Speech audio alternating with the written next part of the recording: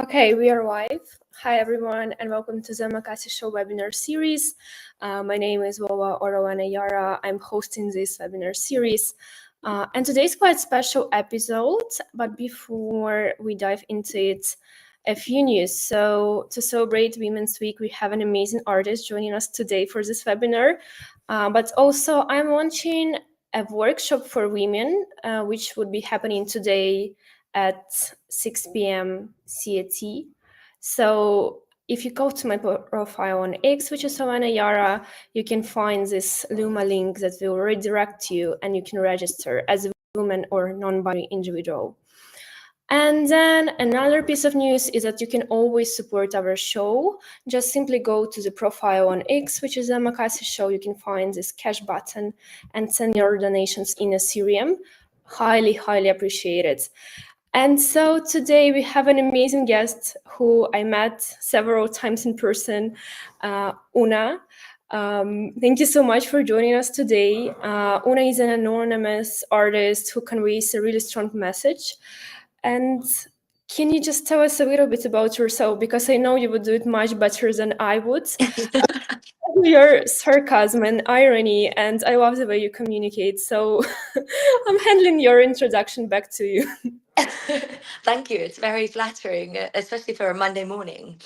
Well, I'm calling right now from New York City, actually, but I'm an anonymous artist, and this is my iconic look. I wear the sunglasses and the mask, and I'm playing on this tension of transparency and privacy. And the general idea that in order to know my ideas and understand my creativity, you maybe don't need to know my face or my personal identity. And on the whole, my practice is a little wild. It's definitely not conservative. I have gotten kicked out of the Metropolitan Museum, Art Basel Miami, the MoMA here in New York City. I have auctioned breast milk, butter, bread, empty briefcases.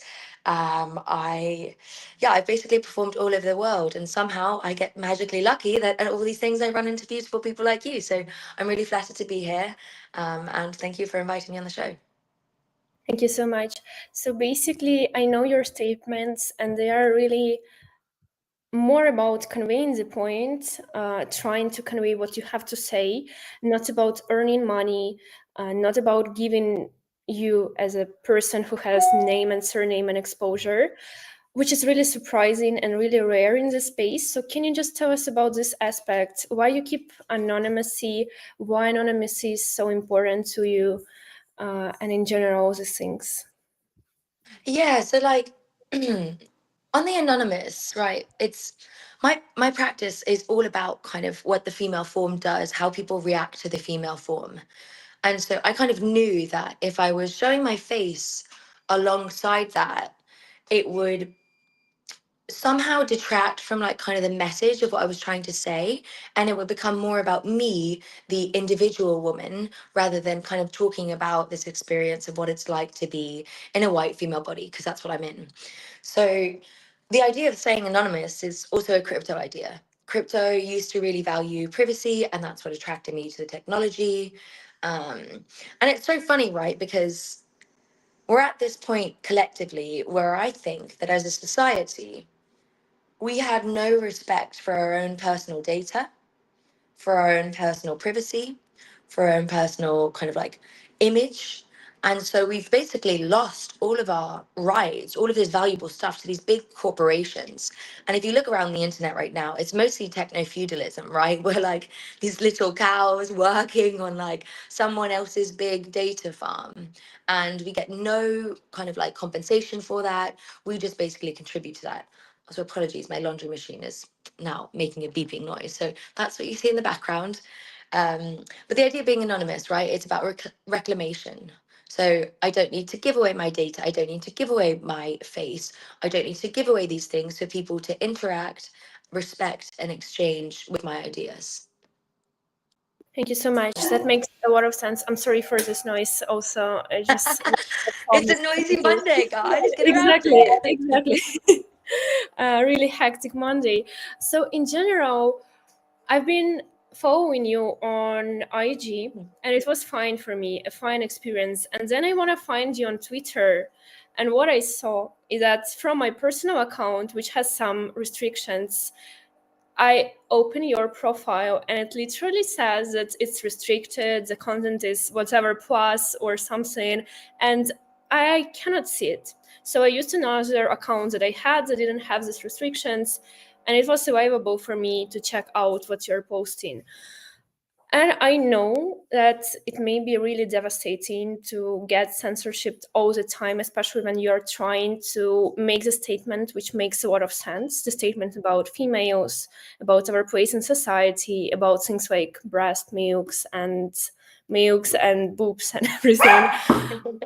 How do you feel about it? How do you actually get over the fact that you're trying to say something that makes a lot of sense, something that should be heard, but you kind of get silenced constantly by social media and all these restrictions?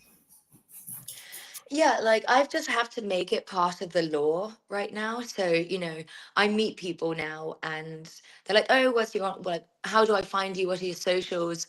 And I go, "Oh, you probably can't." And I've just made it part of the, like, yeah, you have to know, you have to look for it, you have to go out of your way. It's not going to be convenient. And that's a bit of a reward to some people. Of course, it's also very frustrating because, we have all these like I'm just going to restrict this to X. I want to talk about Instagram afterwards, but for X, right, Twitter, you have Elon Musk, who's like a derivative of Genghis Khan, some like chump, who basically thinks that he can control everything, and he's spouting freedom of speech, freedom of speech, freedom of speech. Mind you, I'm probably one of the most censored artists on his platform for talking about ideas. They're just ideas that are contrarian to his. So that as a premise, I just look at it and I go, well, that's bullshit. We actually don't like transparency. And the idea, right, this is like really where the algorithm fails. So the idea that there's like some degree of censorship around nudity on Twitter, in theory, I can understand. And in theory, I could respect that. If you spend any time on Twitter, it's so easy to find like 85,000 porn profiles where the imagery will be hypergraphic, super derogatory towards women, and quite frankly, like very, very full frontal, like leaves nothing to the imagination. So the fact that there's blatant pornography on the site, and I try and post an artwork that contains my breasts in it, and that gets so censored, what does that tell you? Well, that the algorithm actually doesn't really care about the censorship or doesn't flag the censorship until people report it. So people don't report the pornography profiles because they want to see them.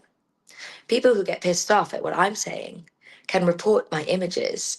And then the second that they report the image, it flags to this algorithm, "Oh shit, go look through her post. She has a lot of nude pictures." And for everyone listening, I'll I'll give a little context. It's not like I'm just going and posting nudes. I've done a lot of performance work about the breasts and particularly my breasts, which I used to have breast implants. So I did a whole series called Look, Touch, Own, which I'm sure we'll get into later, all about it.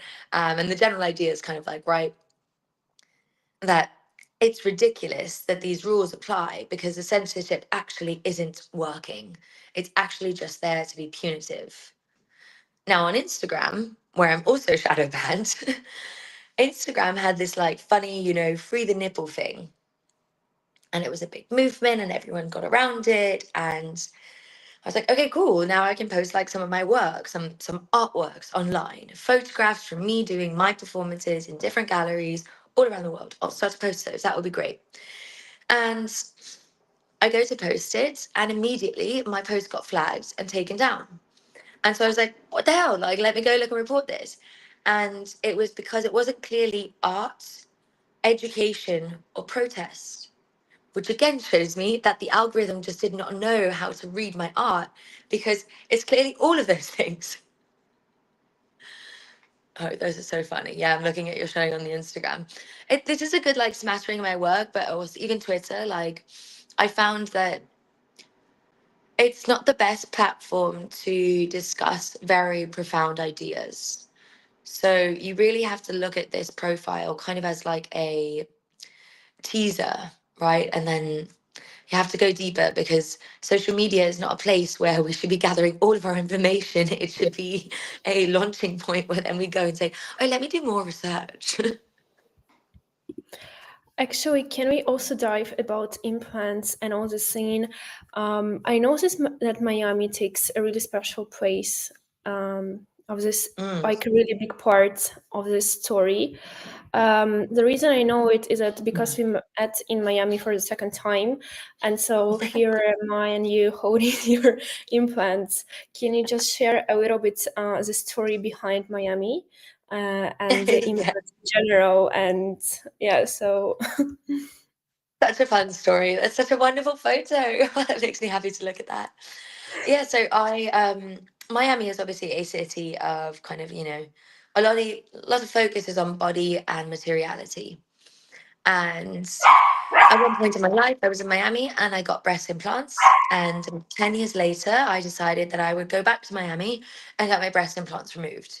A lot of people ask me why. And the truth is, I'm not really sure why. If you go to my highlights, there's a post in there that's like kind of, I think about it, it's called Private Numbers. Anyway, I'm not really sure why I got the implants in. I'm not really sure why I got them removed, but I did. And now I decided that I was going to do this whole series of performance art called Look, Touch, Own, where people could come in one by one to a closed space where it was just me, them, and two cameras, and they could touch my breasts and they could touch the implants.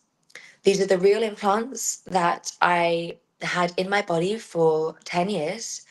And this project to me kind of serves as an anthropological exploration of how people interact with kind of like the nude female form, right? So I've done this performance in 5 different cities with over 500 plus people.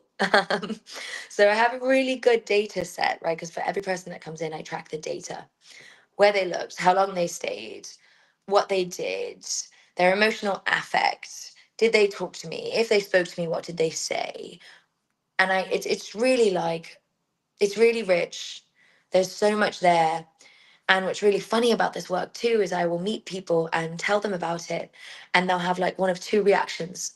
They'll be really confused and they'll kind of ask more questions, and then we'll get into like a really juicy conversation. Or they'll just immediately go, oh, gross. Why would anyone want to do that? And it's quite funny because that is even a reaction. So the conversation that surrounds the performance to me is just as much the performance of Look, Touch, Own. And yeah, I think I'll leave it at that. I could keep going. I really want to elaborate more on this. Why do you feel actually what was the decision maker behind getting the implants? Was it dictated by society or by the way you saw yourself back at the time?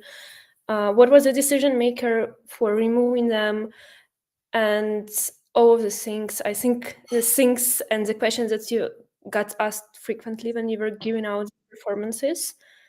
Yeah. And in general, if you were to convey a message to any women considering getting or removing implants, what would you tell her? If that makes sense, actually, I don't know. I'm Oh, it totally makes sense. It totally makes sense. No, I get it. Yeah, totally. It's a great question. And my kind of like I'm having this very visceral reaction because I'm like, women are told so many times what to do that I'm not interested in telling more women what to do. Like, so I'm gonna preface that, you know, I'm not trying to judge here, and I think that women have the autonomy to decide exactly what happens to their bodies and when. Now, I think we also grow up in a society, the Western world, very much so, tells women that your beauty is important, probably the most important thing about you, and that, beauty is one of the ways that you achieve power.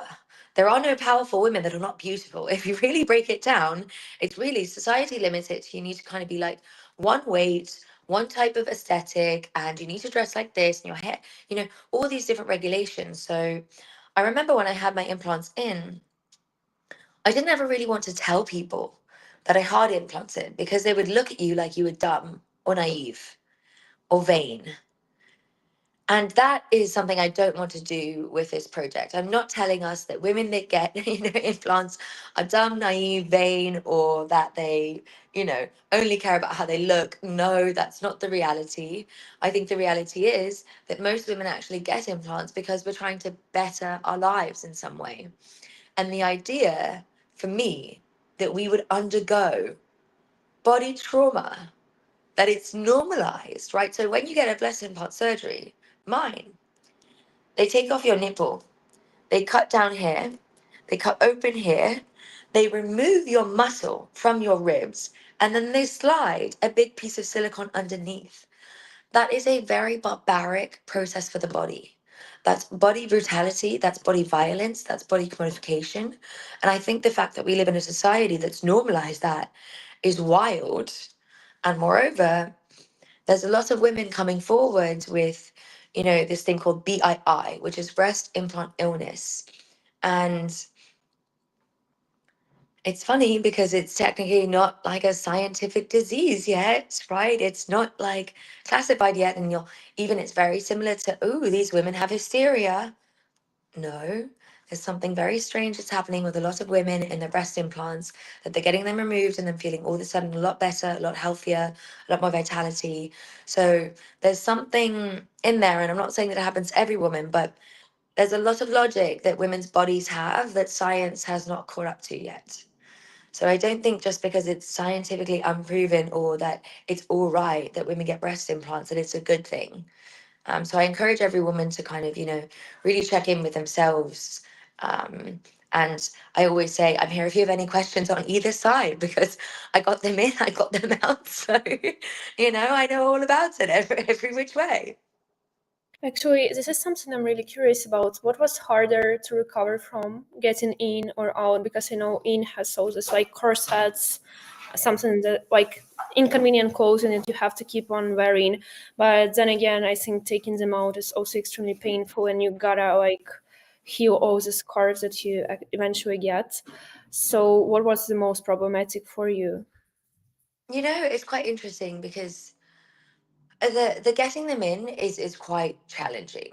It's very, you have to wear these corsets, you have to wear a band, you're kind of out of commission for like weeks, you can, barely do any physical exercise or move, um, and you're kind of like waiting for them to like drop. But I don't remember that being a particular gruesome period, whereas the explanting was very gruesome for me. Getting them removed, it's a shorter surgery, but it's kind of super gross. You have a little tube that goes underneath, and then you have a little pouch. So you have a pouch collecting fluids for 10 days, and you can't lift your hands above your head. So it's a very body arduous process. But what was actually more challenging for me emotionally was the explanting, because it was kind of this like grieving, right? Like you come to know and love your body and your breasts. And I certainly was in love with my body. I've really had the pleasure of being in love with my body for a lot of my life now. So it's a loss, right? Even though I was happy to do it, there was some degree of loss of my body has changed, which is part of the course of life. Your body's always going to change. But I think it was very confrontational going from kind of having breast implants to not. I had to do a whole new shopping for clothes and for shirts and for bras and all these things. And emotionally, there was definitely a sense of um, like I couldn't believe that I had done that to myself. I couldn't believe that I had really just put in plastic in my body for 10 years and that I was going to live the rest of my life with plastic so close to my heart. And that getting this plastic in even damaged like my chances of breastfeeding. It's like all these crazy things that when you're 21 and living in a world that tells you like, yeah, go for it, of course you're going to fucking go for it. And then coming to later age in life, you realize, wow, maybe this society really didn't have women's best interest in heart. And, maybe I also wasn't aware of kind of how to stand up for myself. And that's a journey of reclamation that I think a lot of women go on. That is so true. This is what I wanted to say, is that it may feel like not all women feel this. So yeah, maybe some women have I don't know, the breasts they really enjoy and don't want to get bigger or get them smaller or whatever. But me personally, I've been through this. I'm still actually considering getting bigger breasts, which is also a crazy idea as a person who never got pregnant and had a kid, which is like a big risk for me personally. So what I'm trying to achieve here is to say that a lot of women have been through this. It may be breast, it may be ass, it may be arms, whatever it is, it may be face or lips, but we all have been there. And I want to switch to irony and sarcasm. I remember seeing you for the first time. Yeah, okay, we gotta switch. Let's jump. Um, I remember seeing you in London, and you were going through this exhibition, and you said that NFTs are just a nice fucking tits, or something like this. Uh, if you remember this thought, what do you meant? And in general, what irony and humor, what role plays humor in your art? Because I feel like it is one of the major things when you're dealing with something serious and trying to say something serious. Yeah, well, so NFTs are nice fucking tits. I didn't come up with that. I saw that, I think, on someone's Instagram, or and then there was like this really shitty kind of like crypto influencer, this guy named Aaron Paul. I think that's his name, something like that. Maybe it's Joe Paul. Anyway, he's like, it's a blonde boy, and um he took all these Polaroids, and one of them was a woman with like a really big breast, her breast out, and underneath it they just wrote NFTs equal nice fucking tits, and that image sold for 69 ether, which I think at the time was like somewhere around the $100,000 ballpark. So I was like, wow, that is just fucking ridiculous. That an image like that, which has no technical skill, it has no kind of meaning, it's completely vapid and vain. Um, and quite frankly, like very much seated in the male gaze. Um, that would sell for $100,000. So I like to appropriate, that caption and say, yeah, NFTs are just nice fucking tits. And I think that to your point, humor is, kind of it's obviously been a tool for a very long time. So, I'm not going to claim that I'm doing something new here, but when I unpack why humor is useful, consider this, like serious energy is so still, quiet, and formulaic. Humor and amusement kind of runs at a faster energy, right? Like humor is quick-witted. You have to be on it. You kind of laugh. You don't even have you laugh sometimes without even knowing it. So you have a very gut reaction to humor. And I think that for topics like this, it's sometimes easier to dance around what they are with humor, because it allows you to think quicker, it allows you to have more movement, and quite frankly right now the world's a bit fucked. And I think we could use a bit of like humor. And one thing that I'm starting to showcase in a lot more of my work, especially moving forward this year, is going to be absurdity. So it's a lot more surreal, it's a lot more absurdist. And just to like contextualize that, what do I mean by absurd? Oh God, maybe it was 2.5 years ago. Anyway, a previous time before this, in New York City, at one of the NFT conference weeks, where basically everyone is just like roaming New York City for a week. Um, I did this performance where it was, I can't believe it's not made by a man. And I had a thing of milk and an old fashioned butter churner, and I churned butter for 3 days, and then at the end, I auctioned off butter. For it was like a ridiculous price point, and we like pretended that it had sold for 330 ether, which would have been like $500,000 for this butter. And obviously, that's very absurd. Yes, and that was the meme that the man received in the end. So, kind of playing on that notion of value.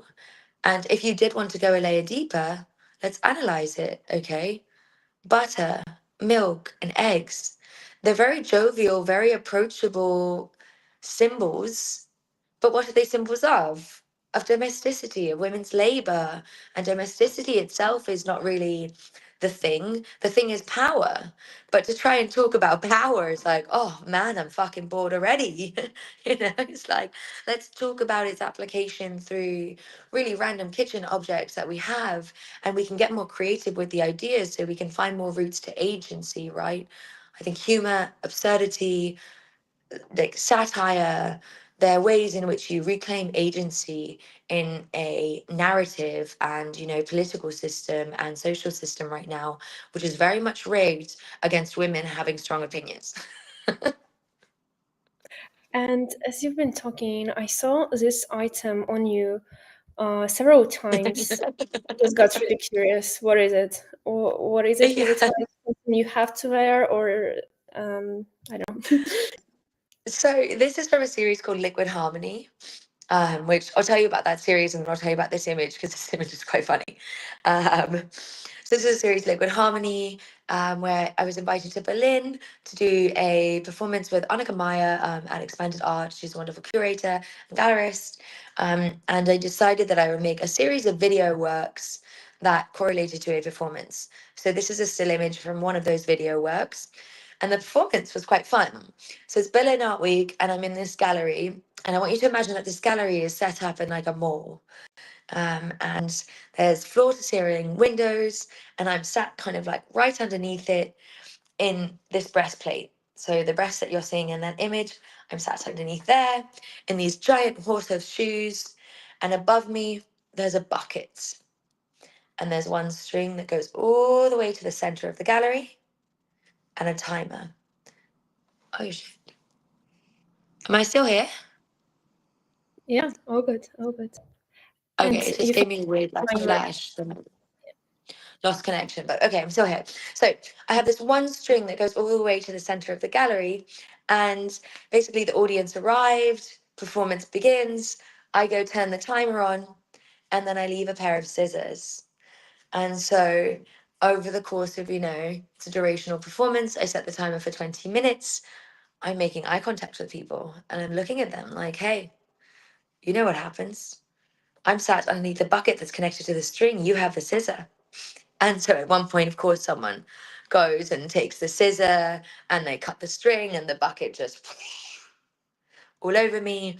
And then I went through this process of cleaning up all the milk kind of in this very hypersexualized outfit, or like the breastplate and just shoes and some panties, and really cleaning up all of the milk in this very domestic process.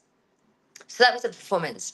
And this is a still image from that. But um I do this thing sometimes where I like to play with what's real and not real, and kind of the essence of fake news. So that image that you looked at, that was an image where I think it was Dimitri Cherniak had just sold the goose for $6.2 million at Sotheby's, and it was kind of a big, everyone was talking about it, and so I just went on Sotheby's. I screenshotted like the auction and his artwork, and then I just photoshopped my own image in there and then tweeted it. And if you were in the culture, you understood very well what I was doing and what I was kind of like playing at. And if you weren't, you just thought, oh fuck, well this chick's actually in Sotheby's, which I like teasing that line of what's real, what's not real. I got really curious about this is something I've been thinking about for a really long time. Since I was a child, I was reading about Marina Abramović performances, and where she has all these objects, like Rhythm knife. zero. Yeah, exactly. And I was looking at this. I wasn't there, right? I was too young to be born. But I was looking Me at too. this video and I'm like, why are people so cruel, right? Why would you do this to a person? She's an artist. She's not a toy, like an existing person sitting there, and you can do whatever you want, but why would you do something bad?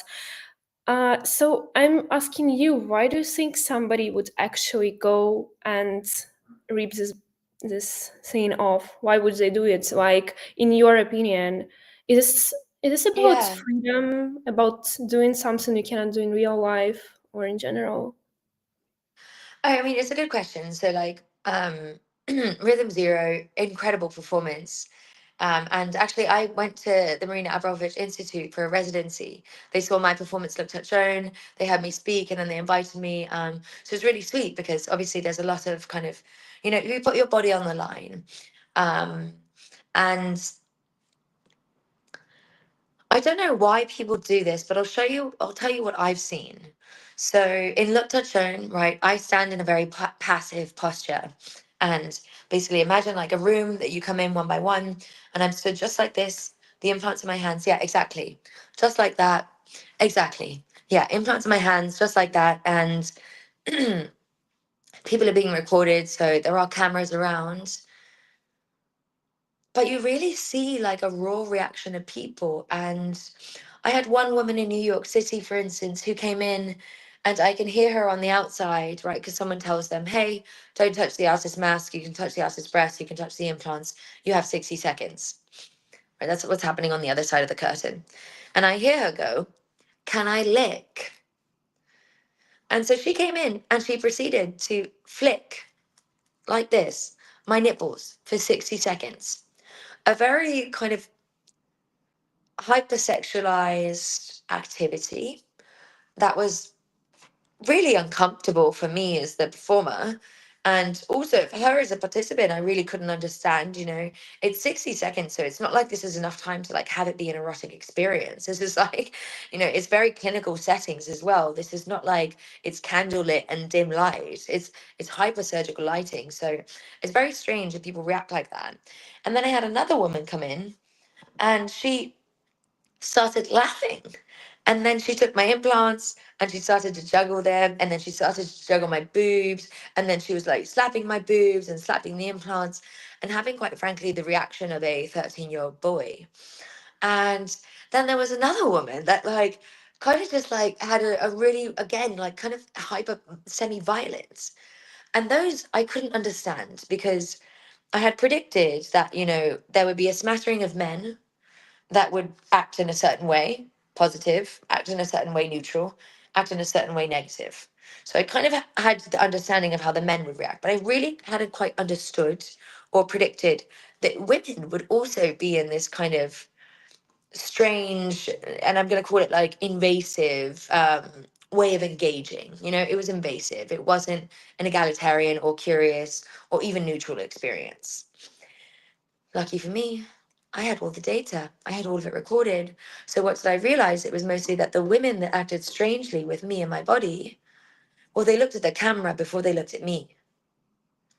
And that to me was a really interesting piece of information because it showed that kind of their awareness of how they were being seen, that they were performing in some way and not performing for me.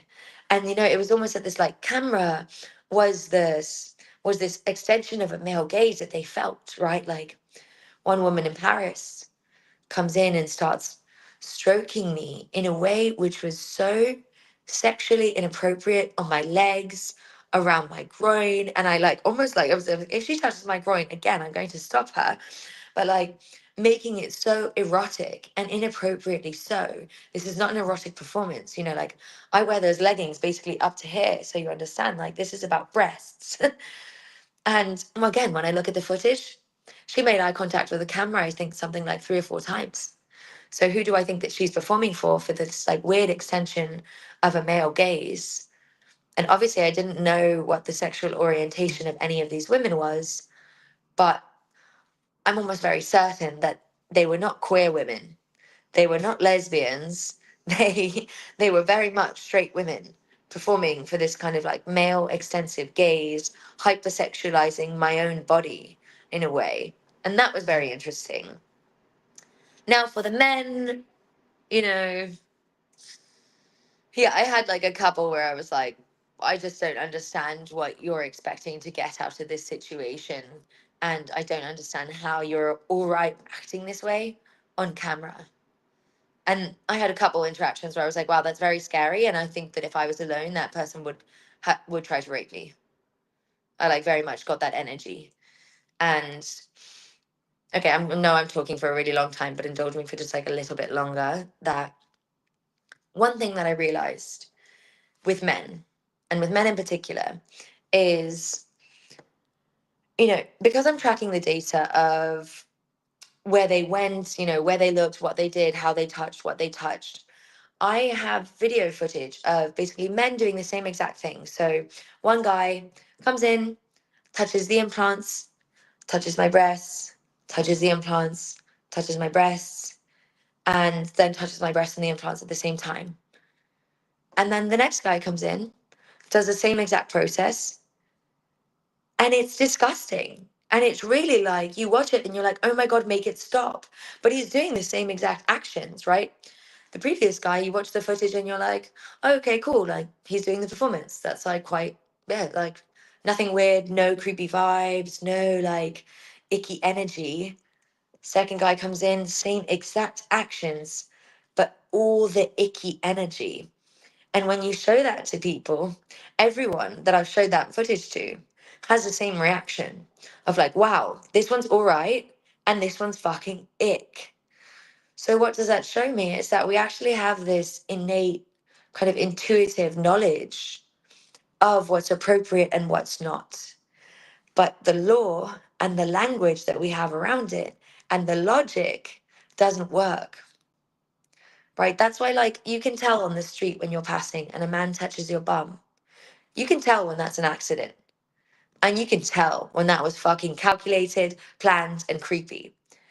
That's a distinction that I'm interested in teasing out, right? It's the same exact action, but one has the intent of extraction, of malice, of violation, and the other does not. What I've been thinking about, I'm sure you had situations during this performance where you felt comfortable enough, where you felt respected. Yeah. If you were to describe how all of these incidents were united in a way that what the other person was doing to make you feel this way, what was it? Yeah, okay. Well, there's one that comes to mind, which, well, it's actually two, and yeah, they're so good. So, you know, I did this performance in Paris for 5.5 hours. So I'm stood in high heels in the same position for 5.5 hours, a different person every 60 seconds. And, it's quite a lot to stand just straight, not moving for 5.5 hours. And moreover, in that position, like my arms got tired. And so I remember kind of on like the 3.5 hour mark, um, a performance artist who I'm friends with, Cross Lucid, incredibly lovely, wonderful human beings. I highly recommend checking out their work. Um, Comes in and they just put their hands underneath my hands and held my hands up for 60 seconds. So sweet, so tender, so remarkable. And that's a very soft, supportive gesture. And then on the opposite, I had a man who came in, got bare ass naked. And then when the 60-second mark came up, he was like, oh shit, threw on all his clothes and ran out. And, if I say it like that, that seems as if that interaction was malice or invasive. It was not at all. This was a man who had, I did it across 2 days. So on the first day, he knew my work via Twitter, but we'd never really met. We met. I explained to him the performance that I was going to do. He said, I'm too afraid to do that. I probably won't do that. And then watch this whole line of people, for a very long time, 60 seconds, come in and out, in and out. And everyone at this conference and over the course of the 2 days started to talk about it. What would you do? What wouldn't you do? And so he tells me then he like phoned his wife and he had this big conversation with her of, what would I meaningfully do to engage in this performance and how could I level the playing field? So he wanted to create an egalitarian experience and he felt that just simply taking off his top wouldn't be wouldn't be equal enough. So he wanted to kind of expose himself, and he waited in line. He was one of the very first people the very next day. He came in, he did it. Even though that is an example of him putting himself in the center of the performance, that's an example of someone who's trying to be vulnerable, who's trying to participate in a very active and real way. He was trying to show that he respected me, that he wanted to level the playing field. Okay, guys, don't worry. I think OONA accidentally left the session. However, I'm sure she will be back really, really soon. So just, yeah, stay here until we figure this out.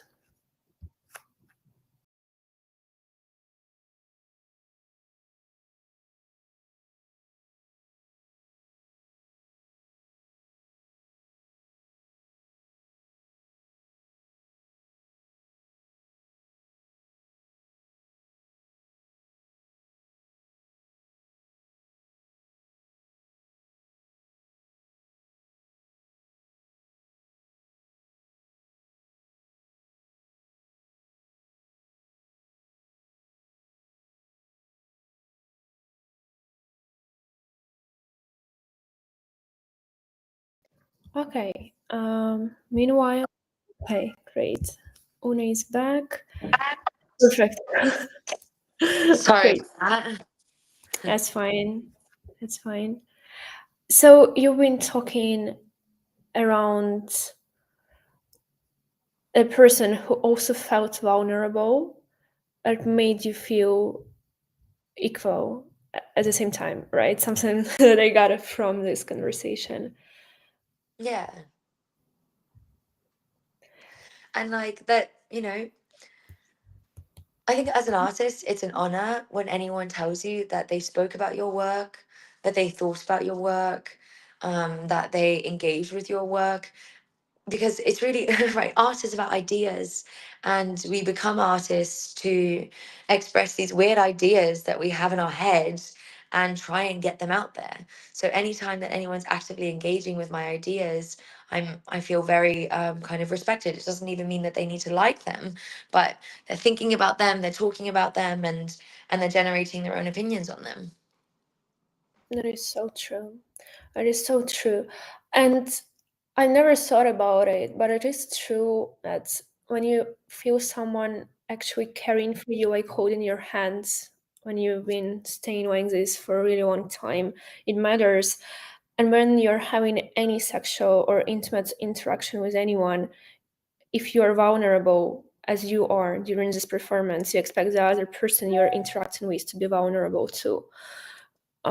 So I guess in the gross examples you've been talking about previously, it just felt like you were vulnerable while other people were having fun, which feels extremely weird and cruel.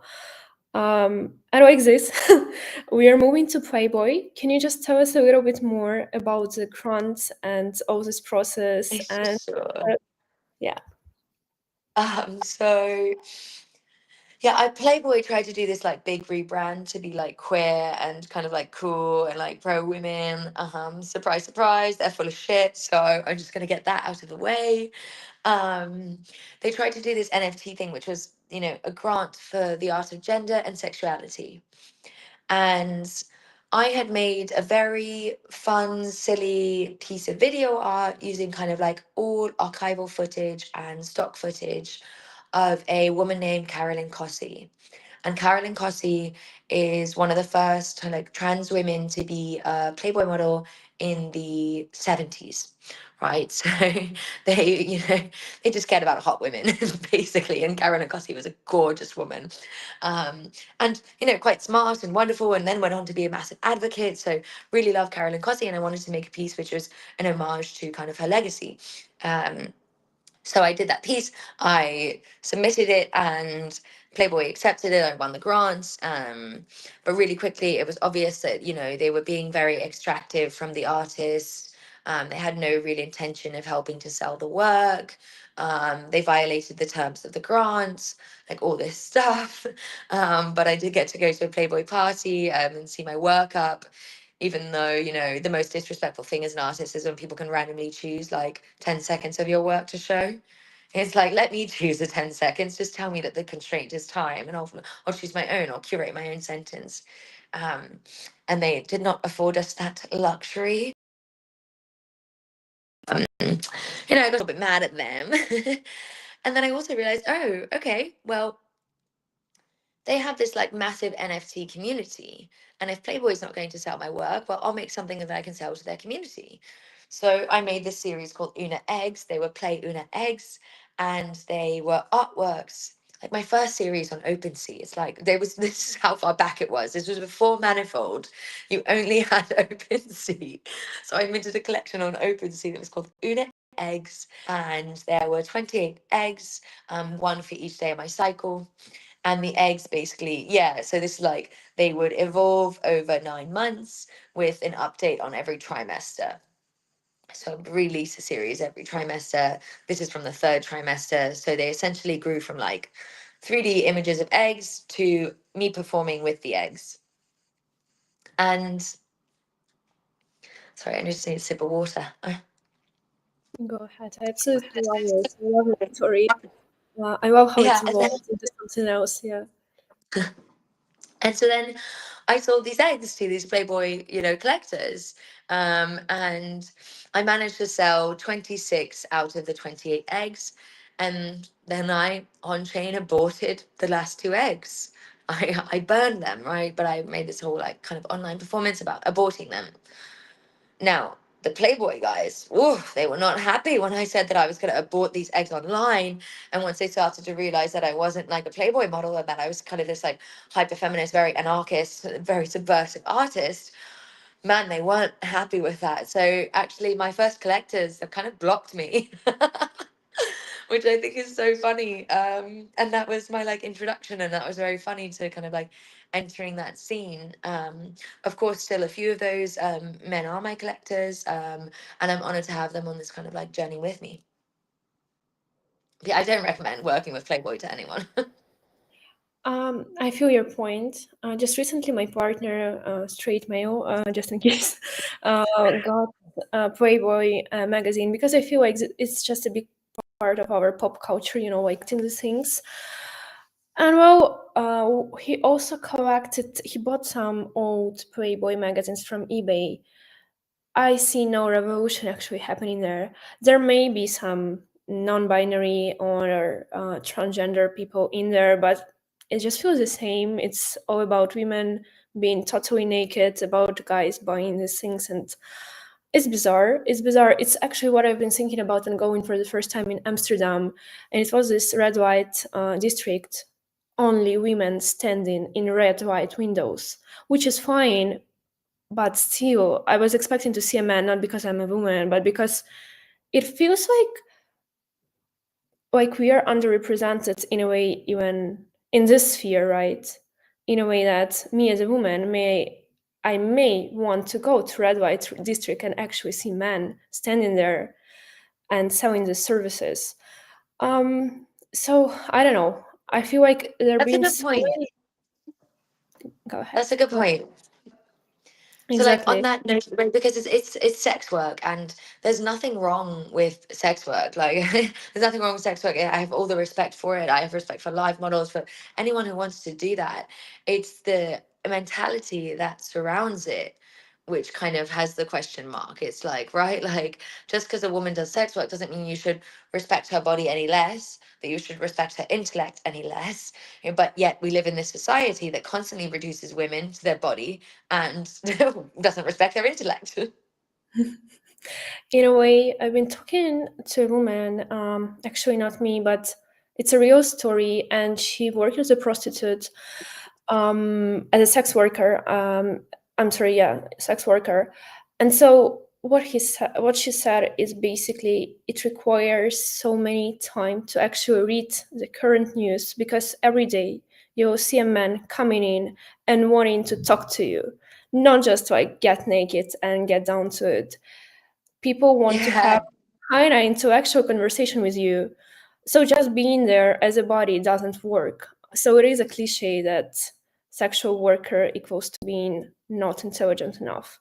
That's not true. Also, how sad that most men, right? Because I'm assuming that most of her clients are men, that most men actually just don't know how to have these conversations or intimacy when they're not having to pay for it. That is Like true. what's happened to men's culture that their friendships or their work colleagues like not even deep enough that they can get to talk about emotions or ideas or politics. Wild. You gotta try harder, guys. Okay. Okay. Another question is it's been really easy with you to talk about this kind of really intimate things, sexual things, body related, female related things. And so, if there are any artists who are also trying to get into this niche of talking about something that is constantly being censorship, what would you advise to them? How can they keep going, nevertheless they're being constantly banned on social media or criticized or not getting enough attention? What would you do and what would you advise them to do? Yeah, it's a hard one because, right, like I think part of it is just if you want to be an artist that makes this stuff, you kind of have to realize it's stacked against you and you have to deal with that. You can't constantly be in a victimhood state of mentality that it's stacked against me because it just is. So if you want to be making art about it, right, that has to be a part of the practice of like working into it being stacked against you. And that needs to almost be like some degree of a motivating factor. And obviously even myself, I'm an emotional being, I'm a human being. I'm not constantly this like powerful warrior that doesn't have emotions. So really the thing that gives me the most amount of sustenance is finding other really great artists that I can be completely honest with, that are also kind of like putting their bodies on the line. Crypto Natrix is one. She, when I first came into this like industry, was amazing to talk to because really respected her opinion. She's a sex worker and an artist, and she really stands for the ethos of cryptocurrency. There's been other female artists like Lorna Mills, Color Ganis, Wambat, that have really become like dear friends.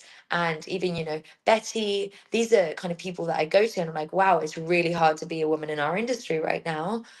And just to have yeah, yeah, it is. Yeah, it is. Let's have a little bitch and then let's get back to work is really healthy. So I think that if anyone listening is an artist that, you don't even need to be a female artist, but if you're an artist who's making work that's really challenging the status quo, and I don't mean like some, painting landscapes shit, unless maybe you're painting like some really political landscapes, like I mean some hardcore work, you need to find the people that understand your brain. Oh my god, Salawaki as well. If you don't know Salawaki, I'll send you these artists so you can put them in the show link because these are all people that like really deserve a lot more shine. Yeah, friends really keep it going. You need friends. You need friends that you can be honest with, and then you need thick fucking skin. Thanks a lot. And thanks a lot actually for sending the artist later. I think a lot of us will enjoy it because I didn't know a lot of the names and I feel like I should. Um, So and so much the fun. I'll final, send it. yeah, thank you so much. And so the final question would be, what are you working on right now? I know you shared before with me that you have something upcoming really, really soon. So please go ahead and share and tell us everything.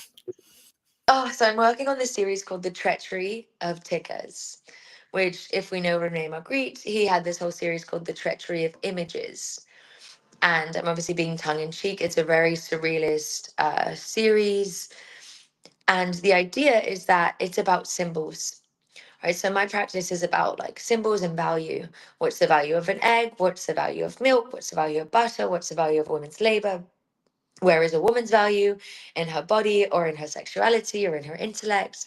All those kinds of questions are the roots, are the under the iceberg of what you see of this new performance, and this new series.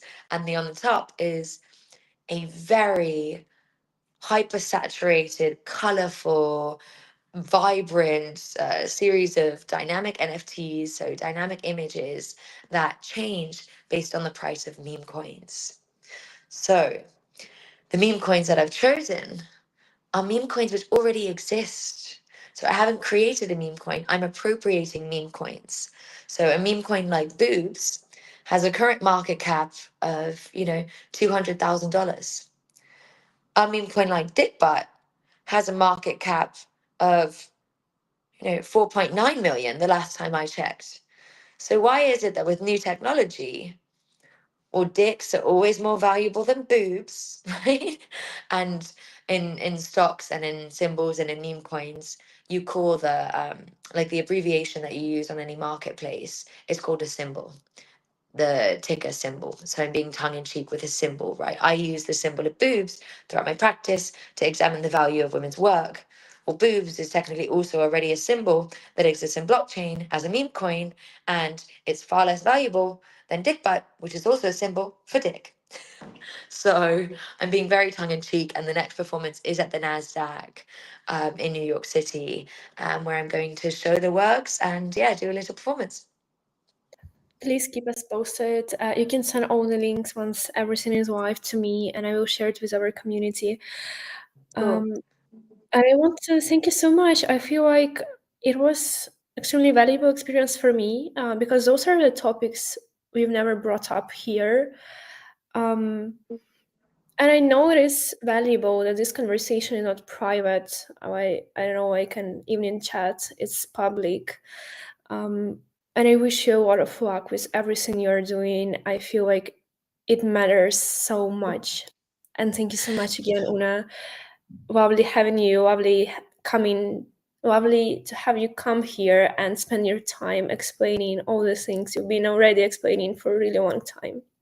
No, it's so kind. It's so kind. And also, I will give you shine.